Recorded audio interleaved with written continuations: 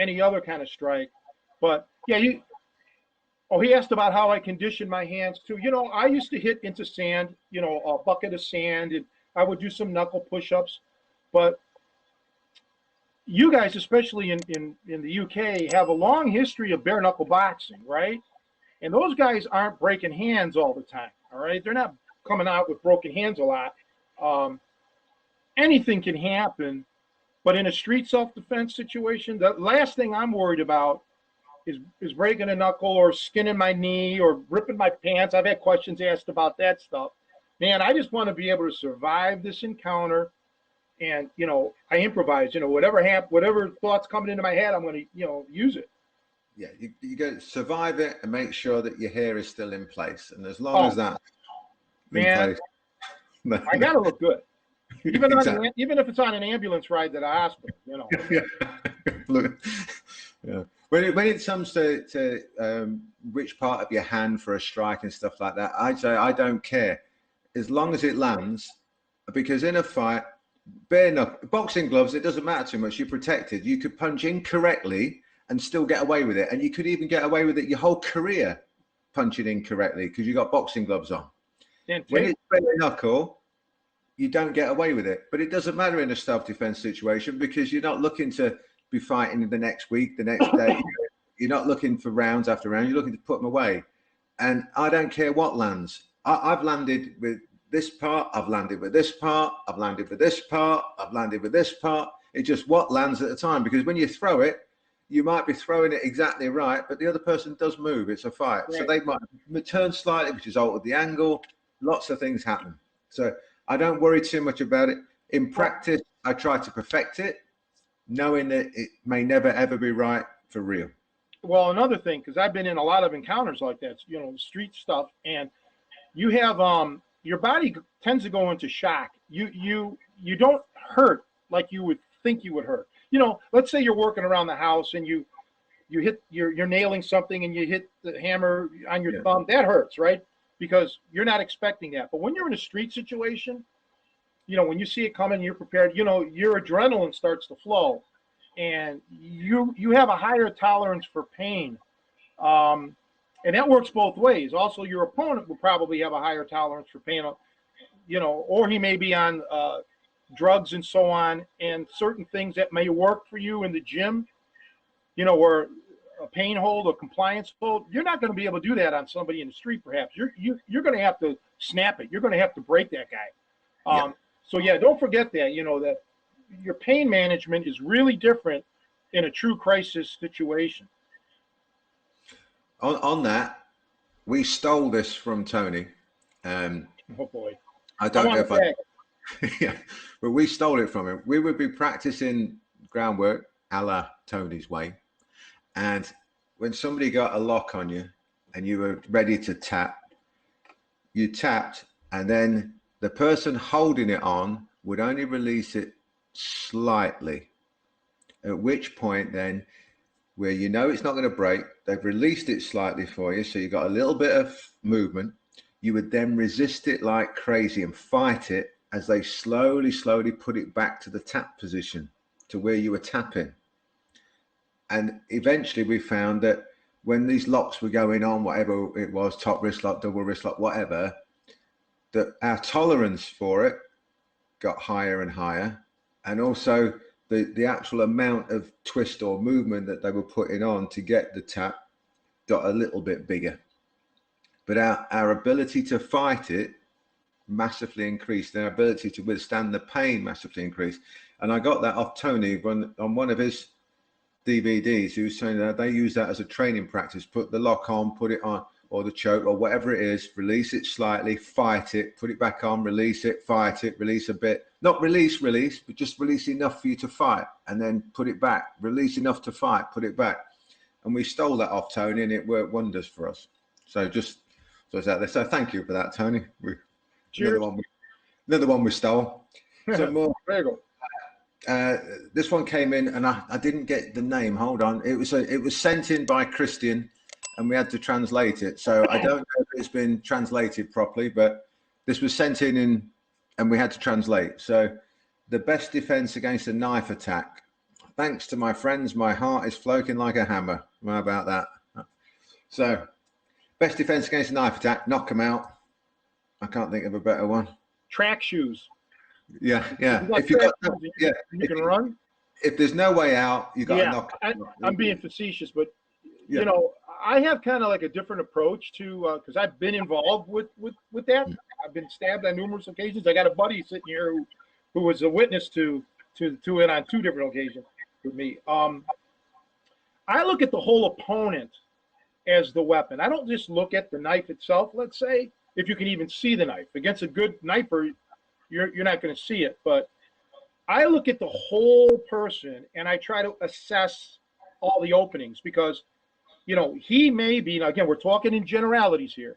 He may be so, you know, positive that his knife is going to do the trick or intimidate you that, you know, he may be coming at you, you know, like this, let's say, and leaving himself totally wide open to be countered, you know, with a hook or a kick or whatever it is. So I will sacrifice the outsides of my arms, never the insides, never where all the tendons and ligaments are. I will sacrifice that. But whatever you decide to do, you want to protect your neck and you want to protect your gut. You know, you don't want to get stuck with the knife. A slash I'll deal with. But honestly, I look at the whole person. Where is his vulnerability? He may be up high with the knife. Okay, so I might, you know, go for the groin, fake him up, you know, get his hands up, go for the groin strike. But yeah, I don't generally just think about, oh, the knife. No, I mean, because now I'm freaking out. You can't freak yourself out. Yeah. Look at I think you've also got to assume in any situation, even if you've not seen a weapon, you have to assume that they've got one. Well, that's why it's dangerous to grapple with a guy because, you know, you grab the guy, all of a sudden he's reaching into his back pocket or into his sock, and he's sticking you. You know, I covered this on that Snap No Tap series. I really get into it in depth about how to frisk a guy when you're in a grappling situation. You know, I don't know if you guys know the term, but frisk where you feel them and you can try to tell where a weapon is, and yeah, you always have to assume the worst. Yeah, I do. Yeah, we always say assume that they're armed, assume that they're bigger, stronger, faster, better, everything else. But you've got to take them out as quickly as humanly possible. And if you can hit them to knock them out, hit them. If it doesn't knock them out, you are allowed to hit them again. It's a fight. So, because a lot of people say, what if that point you're aiming for doesn't work? Well, hit it again.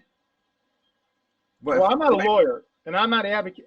You know, I'm not going to give any legal advice here, but I can tell you from my experience in the United States and in the municipalities that I've lived in, when a gun or a knife or anything like that is, you know, a weapon is brandished, you know, that elevates the situation where, you know, your life is in danger now, and the use of deadly force, you're going to get away with more, you know. So like to piggyback on what you said about hit him and hit him again and hit him again, until you know the guy is disarmed or unconscious, you know, you have a little more leeway to do things.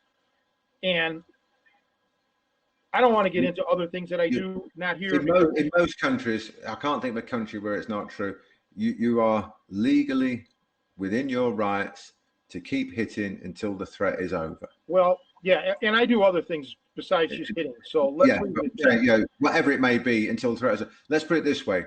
There are times when you'd be justified in chopping their head off with a samurai sword and it would still be classified as self-defense. There are times when you could pull a shotgun straight through their head and it's still classified as self-defense. And there's times when you could just give them a slap on the wrist and that's classified as assault. And there's everything in between. So if the threat is real and blah, blah, blah, you are allowed to neutralize the threat, and it takes more force than what they're giving you to neutralize the threat. So Robert, he's saying when shooting on the move, one pulls the trigger the instant he steps. Okay. Do you see a correlation of timing when making contact with strike as one makes the step? Okay, repeat that again, because I need to ask that again. When shooting on the move, one pulls the trigger the instant he steps. I'm assuming that's the target.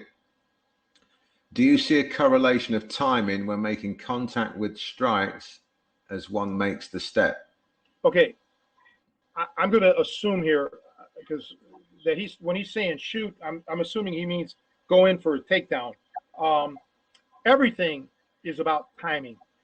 Yeah. And I've talked about this before many times, and that's as you age or as you get rusty, you may know all the techniques. You may not forget your techniques, but your reflexes and your timing go. And timing is so important. And one of the frustrating things is when you know there's an opening and you just, by the time the opening is there, you can react, it's closed. So you always have to be in perfect you got to be in perfect stance and in perfect position to capitalize on that opening. So this question about timing, whether it be wrestling oriented or striking oriented, timing is the key. So here's a little trick. As you get older, you've got to create those openings. You can't just like wait for the guy to do it, especially in a street scenario. You don't have time. You've got to force those openings, and you've got to become very creative with it. And sometimes it isn't even anything like with my hands or legs. It could be just something like me looking away, looking over the guy's shoulder to get him to think that something's happening, and boom, you've just created the opening. Or look down on the ground. Anything to trick this guy to think what's going on here. We have a saying in our boxing stuff is that you give them a present and then take it away before they can get it. So we might give them something and then take it away, knowing that they're going to try and take the present. You take it away as they're going for it, and then you're away. It's the same sort of principle. Is you're tricking them into it's using deceit, deception. I've dated a lot of women that would do that. Yeah, they give me a present and then they take it away. So, ain't that life? Ain't that life?